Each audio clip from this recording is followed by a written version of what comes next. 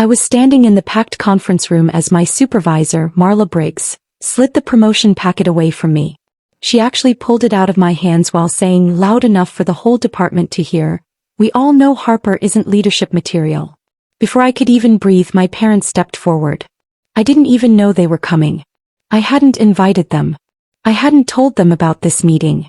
My dad laughed like Marla had just told a joke. My mom added, "She never could handle responsibility. Don't give her something she'll ruin." The room went dead quiet. Heat burned up my neck. My hands started shaking. People stared at me like I was something pathetic. Some looked away quickly, embarrassed for me. And Marla? She smirked like my parents had just confirmed every awful opinion she'd ever had about me. I felt something in me drop like a string snapping inside my chest. My throat closed up. I couldn't speak. Couldn't move. Couldn't defend myself. What the hell just happened to me? My breath shook as the conference room dissolved around me. People started shuffling papers and leaving. Nobody looked at me directly. My name is Harper Lowell, and the moment my parents stepped into my workplace and gutted me in front of my entire team, everything I thought I had earned just fractured. I had no idea why they were even there. I hadn't spoken to them in months. We weren't close. We'd never been close, actually. But this, showing up at my job, this was different. I stood there frozen as my coworkers filed past me. Some muttered awkward things like "sorry" or "hang in there." Others just avoided my eyes completely. Marla gathered her papers slowly, enjoying the moment. She didn't say anything else to me. She didn't have to. The damage was done. My parents waited by the door, acting like they'd just done something helpful. Like they'd saved the company from making a terrible mistake. I would soon find out they came with a purpose. And that purpose would unravel my entire world. Growing up, Unworthy was the default label pinned to me.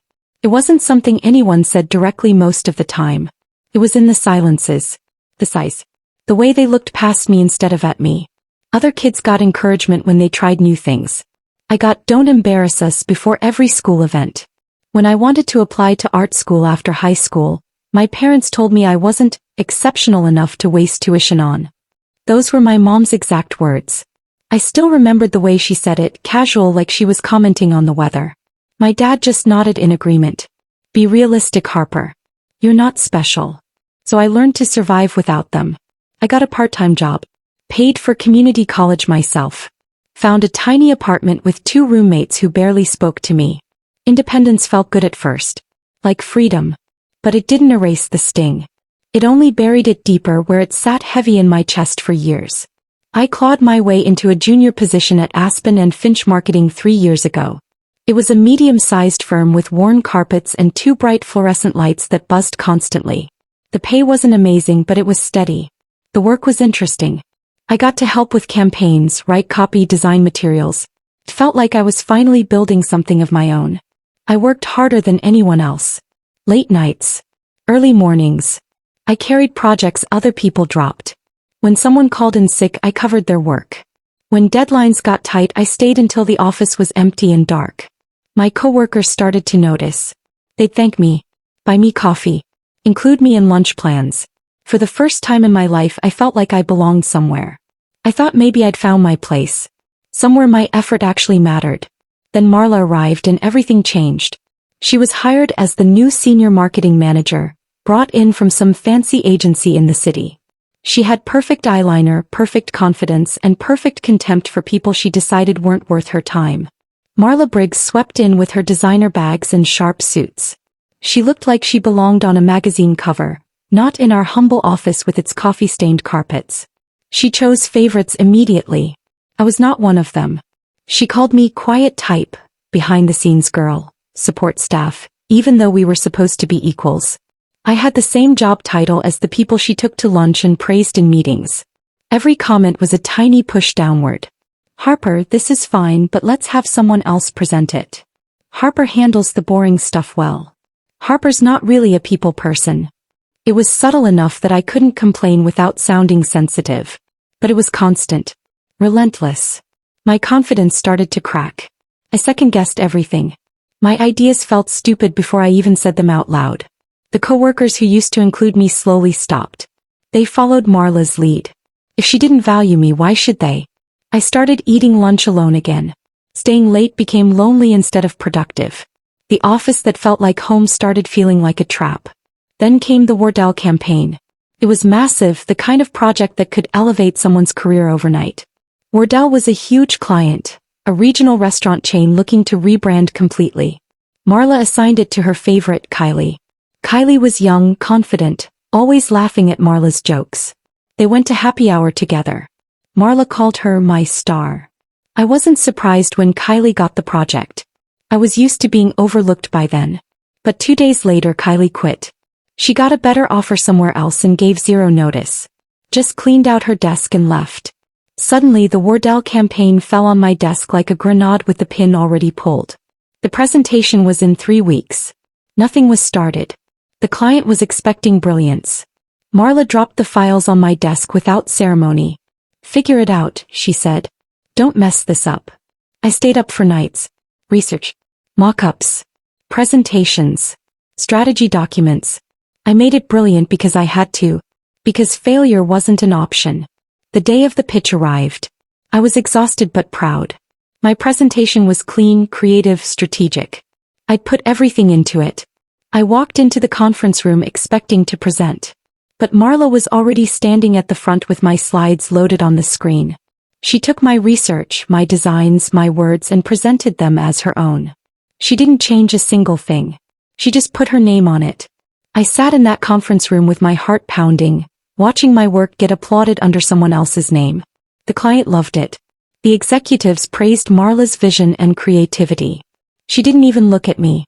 Not once during the entire presentation. Afterward, everyone congratulated her. She smiled graciously, accepting compliments for my ideas. When someone mentioned my name she said, "Oh, Harper helped with some of the formatting."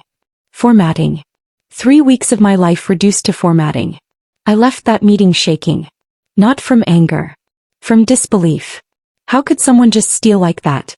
Weeks passed. The Wardell campaign was a huge success. Marla got praised in company newsletters. He got a bonus. She got recognition from the executive director himself. I got nothing. Then she called me into her office one afternoon. I thought maybe she'd finally acknowledge my work privately, even if she couldn't publicly. "Harper," she said, leaning back in her chair like she was bored, "we're considering you for senior coordinator." My heart jumped. Senior coordinator meant more money. Real responsibility. A title that mattered. "For the first time, you've shown initiative," she continued. "The way you helped with Wardell showed potential." Helped. Initiative. My initiative. My campaign. My chance. I nodded carefully. "Thank you. I'd really appreciate the opportunity." "We'll discuss it next month," she said, waving me away. I walked out of her office believing things might finally change. That maybe my hard work was being recognized after all, even in this twisted way. I should have known better. Which brings us back to that morning. The morning everything exploded. I arrived at work early like always. Made coffee. Reviewed my emails. Prepared for what I thought would be a routine meeting about quarterly goals. Then my parents walked into the office. Uninvited. Unannounced. I froze when I saw them through the glass doors. Mom wore her church outfit, the navy dress she saved for important occasions. Dad had on his old suit, the one with the slightly frayed cuffs. They spotted me and walked over with these strange tight smiles. "Harper," Mom said like we talked every day instead of every few months. "We came to support you." "Support me?" My voice came out confused. "What are you talking about?" "Your promotion meeting," Dad said. "We wanted to be here." My stomach dropped. How did they know about that? I hadn't told them. I never told them anything about my work. Before I could ask, Marla appeared. She greeted my parents warmly like old friends. That's when I realized someone had invited them. Someone had planned this. The meeting was a nightmare.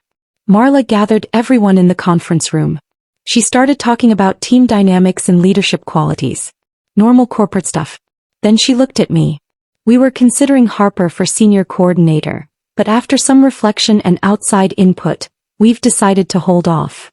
Outside input. My parents. That's when Mom spoke up. Harper's always struggled with responsibility. Even as a child she couldn't handle pressure. Dad nodded. "We'd hate to see her fail publicly." It would devastate her. Marla agreed readily. Exactly. Harper does better in supporting roles. I couldn't speak. Couldn't breathe. The room tilted. My co-workers looked uncomfortable but said nothing. Nobody defended me. Nobody questioned why my parents were even there. Marla canceled the promotion discussion entirely. Let's revisit this next year. The meeting ended. People scattered quickly, avoiding my eyes. But my parents didn't leave.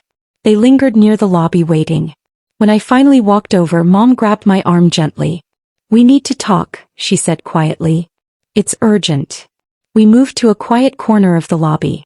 The morning receptionist pretended not to watch us. Mom dropped the bomb immediately. Harper, we need your help. It's serious. I stared at her through the humiliation still pounding in my head. My face felt hot. My hands were shaking. What kind of help? My voice sounded flat. Dad wrung his hands, which was something he never did. He was always confident, always sure. Seeing him anxious made my stomach twist. We need you to co-sign on a loan, Mom said. A big one. The words hit me like cold water. A loan. For the business, Dad explained quickly. Things have been tight. We're restructuring. The bank requires a co-signer with good credit and steady employment. I processed this slowly. They just humiliated me in front of my entire office. Destroyed my promotion. Made me look incompetent and weak. And now they wanted me to legally tie myself to their debt? You just told my boss I can't handle responsibility, I said quietly.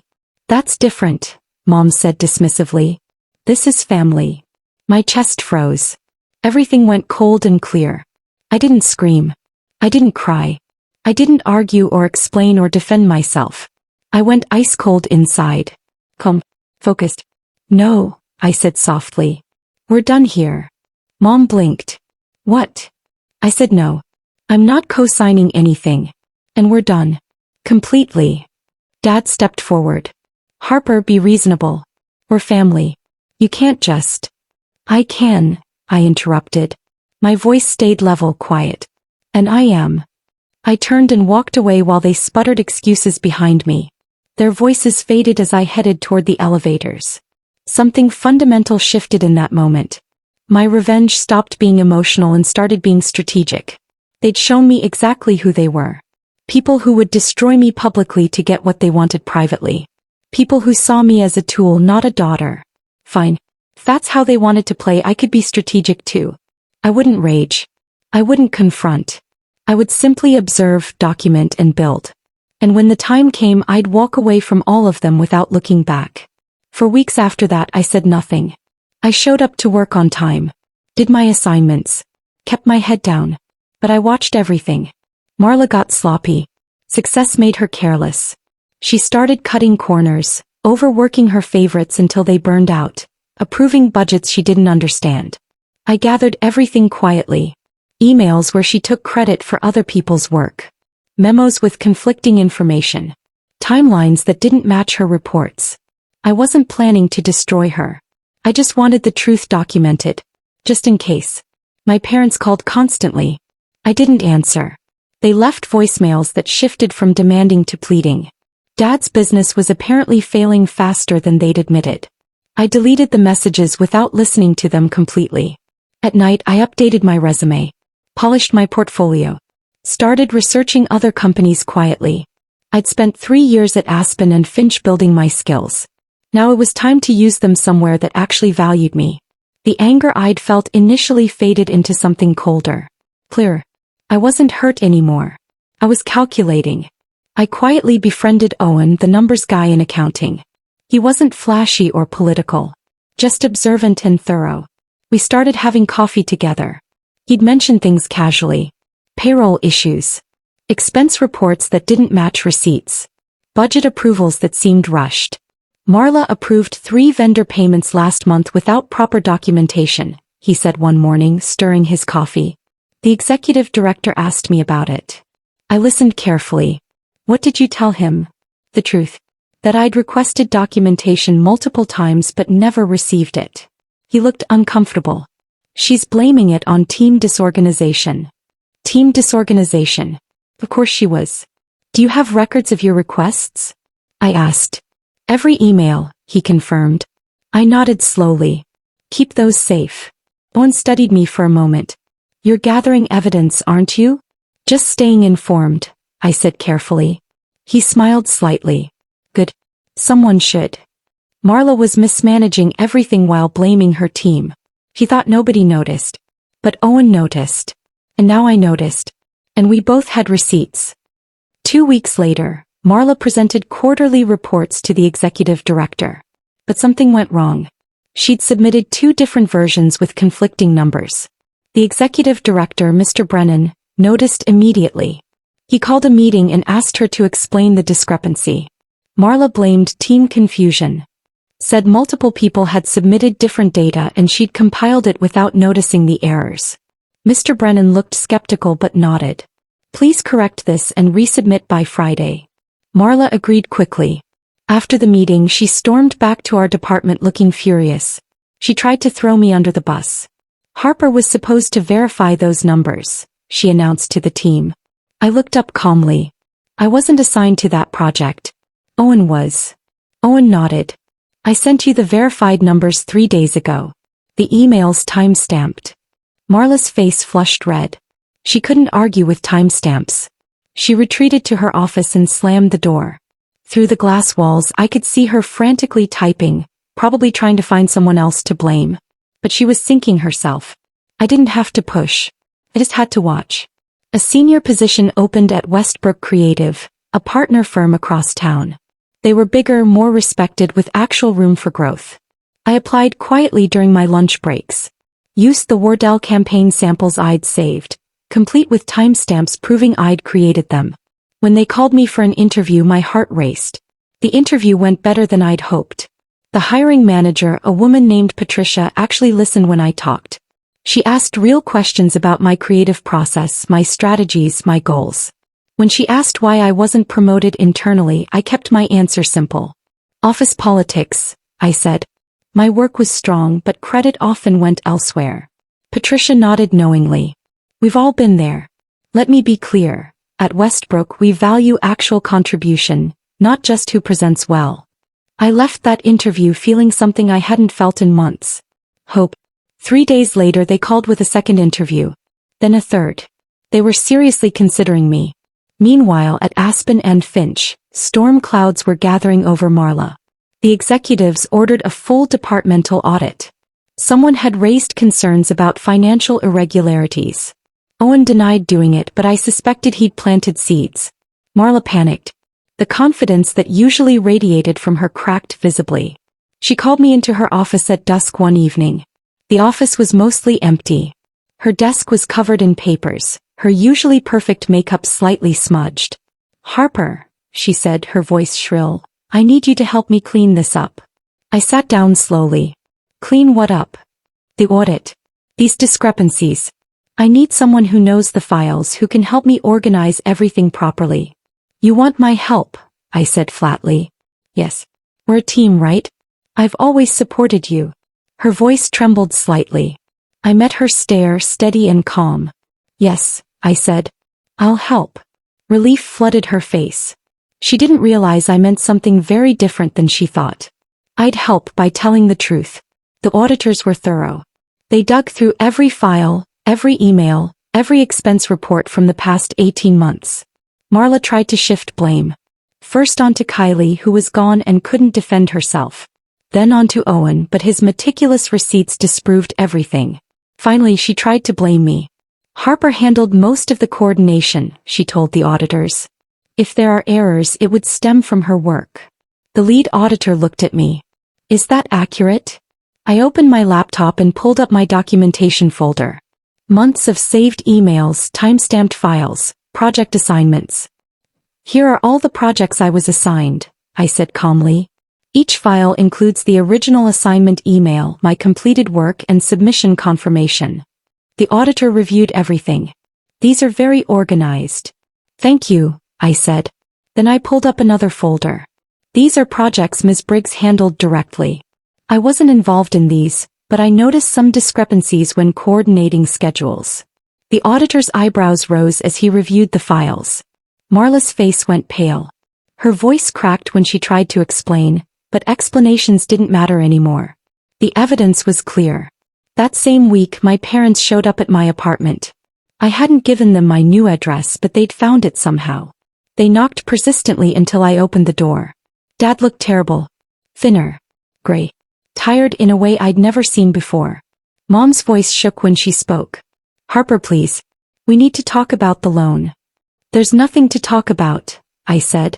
Your father's business is failing, she said desperately. We could lose everything. The house. Everything. I leaned against the doorframe, arms crossed. And you thought humiliating me at work would make me want to help? That was a mistake, Dad said quickly. We were trying to help you avoid embarrassment if you failed. No, I said clearly. You were setting up leverage. Keeping me desperate enough to need you so I'd feel obligated. They both looked shocked that I'd figured it out. You're our daughter, Mom whispered. I'm not your fix, I said gently but firmly. Then I closed the door. I heard them standing outside for several minutes before finally leaving. Marla was placed on administrative leave pending further investigation. The company didn't announce it formally, but word spread fast. People whispered in the break room. Some seemed satisfied. Others seemed nervous, wondering if they'd be investigated next. Marla glared at me whenever we crossed paths during her last few days. Her eyes were full of knives, sharp and accusing. But she was slipping. Her own arrogance had finally worked against her. Every shortcut she'd taken, every person she'd blamed, every lie she'd told, it all came back. I didn't gloat. Didn't gossip. Just kept working steadily while watching her unravel. Owen bought me coffee one morning. You knew this was coming, he said quietly. I just documented what was already happening, I replied. You're smarter than people give you credit for, he said. I smiled faintly. I know. The department felt lighter with Marla gone, like pressure releasing from a sealed container. People started talking more freely, laughing, collaborating without fear of being undermined. I'd helped create that. Not through revenge but through truth. Westbrook Creative called on a Tuesday afternoon. Harper, we'd like to offer you the senior content strategist position, Patricia said warmly. We've been very impressed with your work and your interview presence. My hands shook as I held the phone. Thank you. That's wonderful news. She outlined the salary, 30% higher than my current pay. The benefits were better. The team was collaborative. The work was exactly what I'd been hoping for. When can you start? She asked. I'll need to give 2 weeks' notice, I said. Of course. We'll send over the official offer today. After hanging up, I sat at my desk for several minutes just breathing. This was real. I was leaving. Moving forward. Stepping into something better. That evening I drafted my resignation letter. It was crisp and professional. No complaints. No explanations. Just clean facts. I timed it perfectly. The audit was wrapping up. Marla's fate was sealed. And I'd be gone before any fallout touched me. I walked into the office on my final day with calm, steady footsteps. The morning felt different.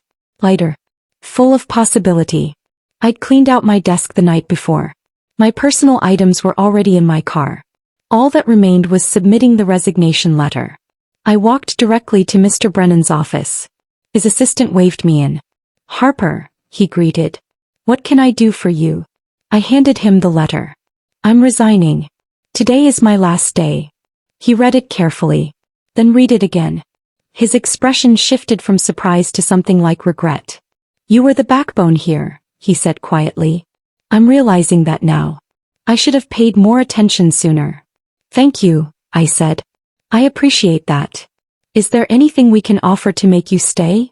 I shook my head. I've already accepted another position. He nodded slowly.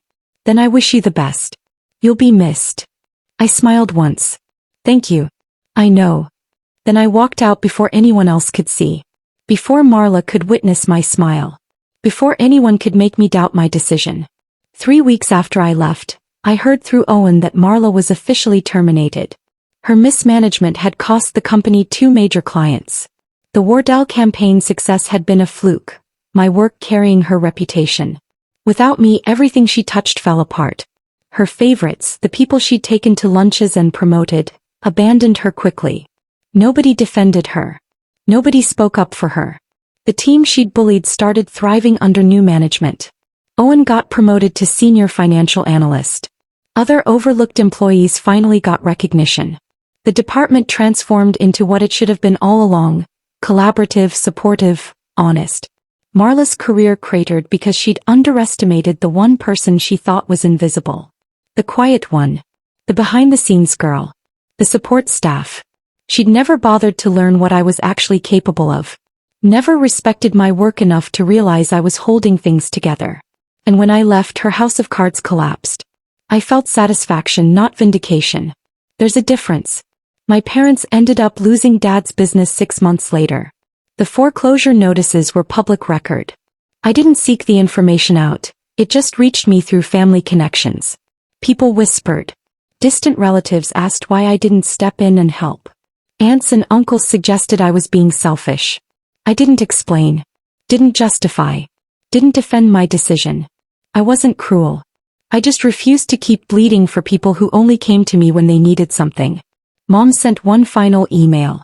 It was long and rambling. Parts of it blamed me. Parts apologized. Parts begged. I read it once, then archived it. Maybe someday I'd feel guilty. Maybe someday I'd regret holding that boundary. But standing in my new apartment, looking at my new life, I mostly felt peace. They taught me I was unworthy. I'd learned instead that I was worth more than they could see. And that was enough. At Westbrook Creative, I thrived in ways I'd never imagined possible. My work was recognized immediately. Patricia praised my campaigns publicly and gave credit where it belonged. My ideas weren't just heard. They were implemented, celebrated, built upon. My voice mattered. My contributions mattered. I mattered. Within 6 months, I was leading projects. Within a year, they promoted me to lead strategist. My salary doubled from what I'd made at Aspen and Finch. I built a life where my worth wasn't measured by people who'd never wanted to see it. I made friends who respected me. I dated someone who saw my strength instead of my silence. By the time anyone from my old life realized how far I'd climbed, it was too late for them to catch up. I'd built something they couldn't touch or diminish. Poetic justice wasn't about revenge. It was never about making them suffer. It was about choosing myself, finally, fully, without apology or guilt. And in that choice, I found something my parents never gave me and Marla never could take away. My own worth. Standing on its own. Thought. My